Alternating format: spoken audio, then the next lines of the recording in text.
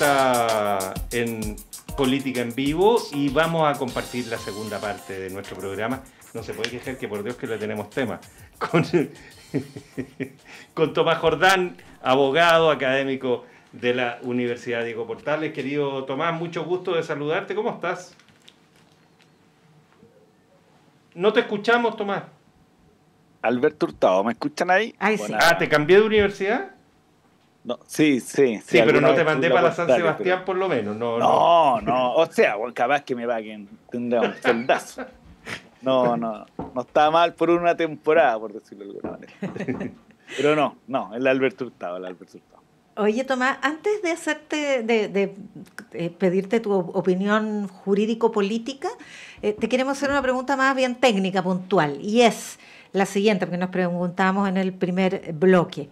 En caso de que durante la investigación por la denuncia de violación en contra del ex subsecretario de Interior se estableciera que hubo personas que supieron, personas del gabinete, por lo tanto funcionarios públicos, que entre los hechos el 22 de septiembre y la denuncia el 14 de octubre supieron que lo que ocurrió, siendo funcionarios públicos, debieron haber denunciado, o en el supuesto de que la presunta víctima le hubiera hecho a un confidente una revelación solicitándole que no hiciera denuncia, queda eximido de aquello. ¿Cómo funciona eso? Que es uno de los riesgos que se abre.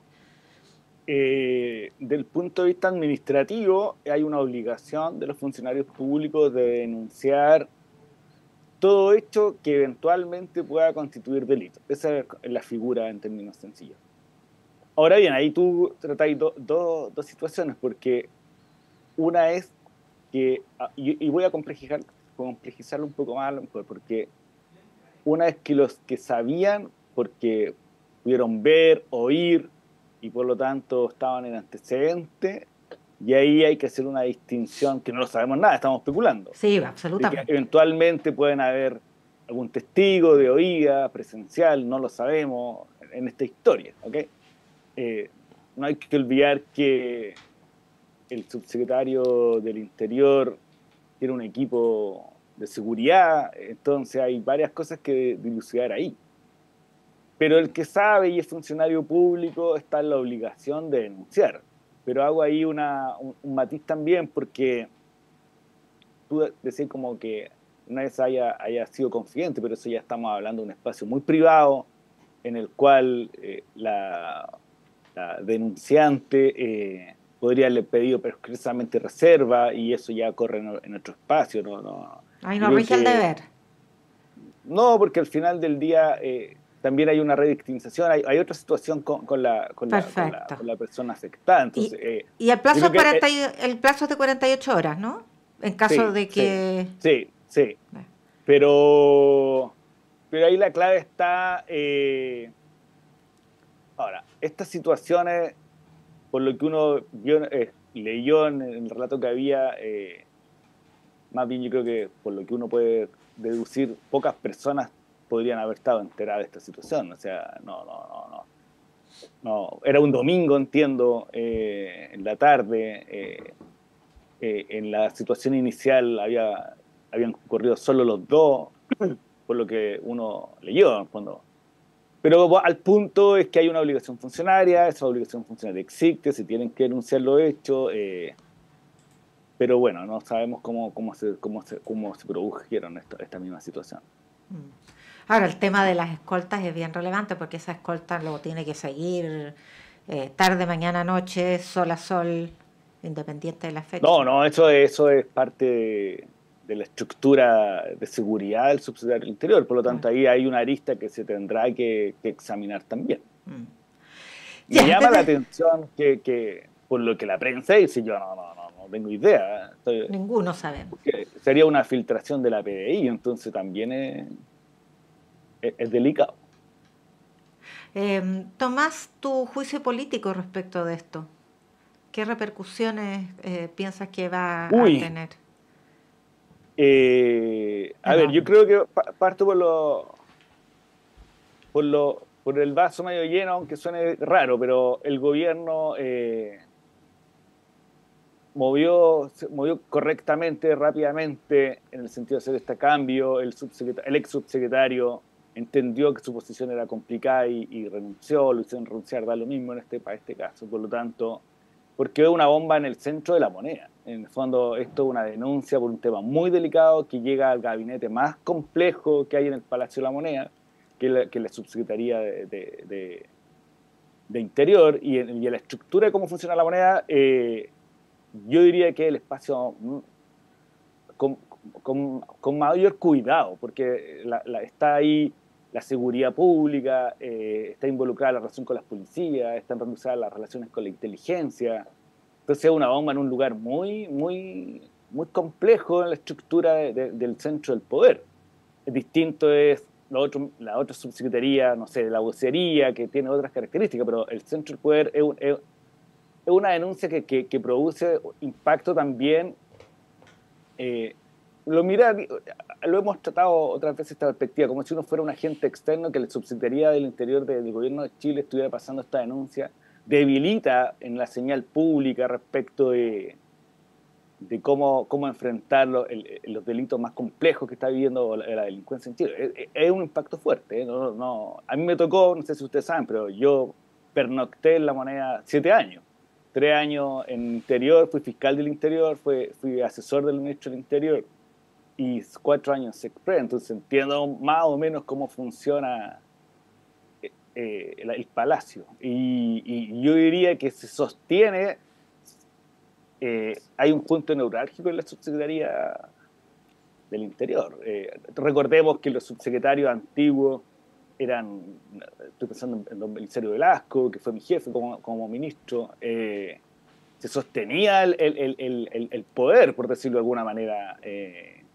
Después hubo otro modelo más nuevo que nunca me gustó, pero que era que los ministros o ministras asumieran este rol en la seguridad pública. Pero el modelo clásico, concertacionista, por llamarlo de alguna manera, era este pivote en la subsecretaría de Interior. Por lo tanto, por eso que para los agentes externos, fiscalía, policía, es un golpe como en el centro mismo, por llamarlo de alguna manera.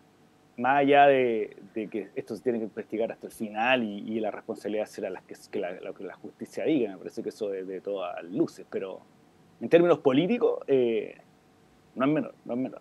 ¿Y qué te parece la llegada de Luis Cordero ahí? Nosotros tenemos yo tengo una interpretación a media compartida con Yanna. A ver, yo creo que concurren dos factores. Cuando estamos en la etapa final de los gobiernos, los presidentes o presidentas recurren a lo que tienen a mano para los últimos gabinetes. Eso es un hecho de la realidad. Es decir, es muy difícil incorporar elementos externos cuando ya tiene un gobierno andando. Punto uno. Y dos, yo creo que Cordero es un ministro que ha construido una relación de confianza con el presidente Boric, y por lo tanto es alguien que yo diría, más allá de estar fuera de la moneda, está en el círculo más cercano de que uno ve político, por llamarlo de alguna manera. 3, es un buen vocero, que en materia de seguridad pública es muy necesario, porque explicar las complejas situaciones que viven las personas y los delitos no es fácil. Yo él ha sido un buen vocero cuando le ha correspondido. Es más, yo creo que han exagerado su vocería en contra de su propia performance, pero bueno, eso es otra historia. 4, creo que escuché al pasar, creo que lo decís tú, Felipe, se va a crear el Ministerio de Seguridad Pública, y por lo tanto hay que ver cómo se reordenan las piezas en la moneda, porque eventualmente la ministra Toá va a ser precandidata presidencial. Alguien tiene que asumir si es que se produce esta división como ministro o ministra del Interior, que eventualmente puede que no sea ella. Alguien va a ser ministro o ministra de Seguridad Pública, que eventualmente puede ser el ministro Cordero, que pase simplemente subsecretario a reordenar la cartera. Ahora, pensando en voz alta, le tocó participar de asesor en la creación del Ministerio de Medio Ambiente cuando era Analía su primera ministra, si no recuerdo mal, estaba hablando casi 10 años atrás, y por lo tanto ahí hay una transición normativa, jurídica, el paso de una institución a otra, que también hay un aspecto muy, muy... Ahora, ¿cuál es el desafío del actual subsecretario? Es que aterrizar en Interior en la etapa final requiere ponerse al día exageradamente luego, por llamarlo de alguna manera, porque tú ya asumiste y estás ya atrasado. Justicia le puede ayudar porque tuvo relación con Gendarmería, tuvo que administrar las cárceles, la ejecución de pena. Eso es un antecedente que en el fondo no le es ajeno, pero ahora también se le produce un vacío al presidente en el siguiente punto, que en una etapa tan compleja como la relación con la Corte Suprema, que está muy debilitada a partir de las destituciones, el ministro de Justicia es el enlace del gobierno con el Poder Judicial, y por lo tanto esta reforma que el ministro Cordero justo en estos días había propuesto y enviado al Congreso tiene que volver a reajustarse con la nueva autoridad, con Jaime Jarro, de quien tengo la mejor impresión, y por lo tanto es una persona que además ha trabajado muy cercano al ministro Cordero, entonces, o exministro. Quiero decir que es una ecuación compleja, es una ecuación que es una jugada, yo creo que de las posibles que tenía el presidente, una de las posibles y correctamente jugada, no me cabe duda de eso. Pero mi experiencia en Interior es que uno cuando está en Interior no gana, o lo que más puede hacer es empatar. El desgaste es muy profundo, sobre todo en un momento en que la seguridad, yo estoy hablando de 10 años atrás, que no era el fenómeno delictual que tenemos hoy día. Pero para efectos del presidente, ¿qué es lo que uno tiene que mirar en los sistemas presidenciales al final? Pues cómo queda el gobierno del presidente es un enroque que es correcto a mi juicio. No y la opción que conversábamos acá también de que en un mes más los que quieren ser candidatos a parlamentarios me corrigieron. En el caso de Carolina Toá, si quiere ser candidata presidencial, podría seguir en el ministerio, porque para ser candidato presidencial no, yo me había equivocado. Pero la apuesta a presidente es muy alta, entonces podría ser que si quisiera ser como segunda opción parlamento, tendría que irse en un mes más. Y ahí Cordero estaría como asumiendo y entendiendo profundamente el ministerio en este lapso, para hacerse el cargo del Ministerio del Interior. Es otra posibilidad que no sé qué te parece. Concuerdo con eso. Es decir, ese es el camino. Su nombramiento solo tiene sentido hoy día si va a ser el primer ministro de Seguridad Pública más que Interior, porque ahí hay una distinción creo que hay que hacer, que Interior es el coordinador político. Me parece que esto estamos especulando, yo creo que pura especulación esto. Si no saliera de candidato, sería el candidato natural a ocupar el Ministerio del Interior en el último año como coordinador político. Y que Cordero quedara como pública y el subsecretario, ¿no? O la subsecretaria Lobo puede asumir la secretaria en el último año perfectamente. Es decir, ese es un enroque posible, claro, muy político, que da continuidad y de experiencia al nuevo Ministerio del Interior como coordinador de cara al último año, que siempre es muy complejo para el gobierno, porque se empieza a desarmar la coalición, están todos preparados, todos en campaña, los proyectos muy difíciles de ejecutar el gobierno en el último año. Entonces, yo creo que por ahí podría ser. En esta especulación veo más el paso de Cordero hacia ser ministro de Seguridad que hacia ministro del Interior, por el rol que va a cumplir en estos meses que tú decías antes que salga a Toá. Todo en el evento de que se termina aprobando el proyecto de seguridad, de Ministerio de Seguridad Pública y división entre el Ministerio del Interior y Seguridad Pública. Ahora, confirma la idea de Elizalde también porque varias atribuciones del Ministerio de Secretaría General de la Presidencia se van a ir a Interior. La relación de política interna, de coordinación política del gobierno, se va a la nueva figura de Interior. Por lo tanto, ahí habría un paso, un enroque del ministro Elizalde natural, por llamarlo de alguna manera. Tomás, otro tema que ha conmocionado en la semana noticiosa y del quehacer público, por cierto, es la destitución del ministro Sergio Muñoz, también de la ministra Ángela Vivanco, pero respecto de ella había un amplio consenso. En cambio de Muñoz, no. Antes del fondo, hay un debate hoy día por la declaración que emitió el presidente Boric por escrito respecto de el rol que le cupo el Senado en esta materia y las acusaciones constitucionales, porque fue controvertida la manera y las expresiones que usó. Él dijo que se había tratado de un medio oblicuo para enjuiciar las sentencias del ministro y que le pareció necesario como jefe de Estado reflexionar sobre esta decisión de destitución y advertir los complejos efectos, nocivos efectos que puede acarrear el mal uso de las acusaciones constitucionales. Y el presidente del Senado se molestó mucho y le dijo que no debía intervenir en el quehacer de otro poder del Estado. ¿Es una intervención de un poder del Estado en otro? Ahí está el filo del abismo, creo yo. ¿Por qué razón? Porque más allá de que no nos guste la decisión, sobre todo de Muñoz, que no me parece que haya sido acertada, y podemos entrar ahí, al final del día el Senado ejerce una facultad que tiene, que interpreta el mismo, que entiende en ese caso por notable abandono de deberes, independiente de que nosotros podamos entender que lo interpretó erradamente. Pero es una facultad privativa, actuar como jurado. Entonces yo creo que el presidente, en su calidad, yo creo que actúa como jefe de gobierno más que como jefe de Estado. Y yo creo que y en eso puede tener una opinión sobre cómo están funcionando las instituciones, porque él es colegislador, tiene relación con el Congreso, por lo tanto puede tener una crítica perfectamente. No lo veo como una intervención en ningún caso, una opinión que uno podría decir no estoy de acuerdo o estoy de acuerdo con la opinión, pero no le está diciendo, no le dijo ex ante al Senado cómo quería que interviniera, y por lo tanto no hay intervención posible.